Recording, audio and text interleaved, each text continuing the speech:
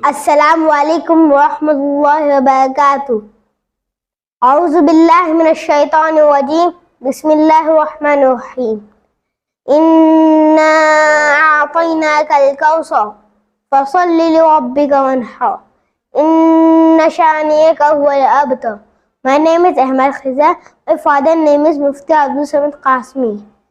Today I want to speak before you on explanation of Surah Al-Kawthar.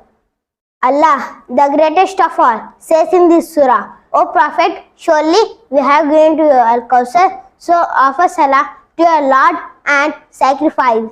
Surely it is your enemy whose traces are cut off. Brothers, Al-Kawthar means abundance of good things. Al-Kawthar also means a river in paradise.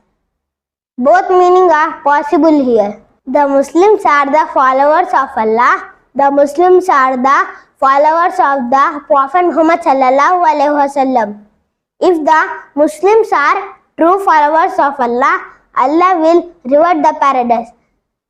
The Prophet Muhammad sallallahu alaihi wasallam will make him drink from Al-Kawthar river.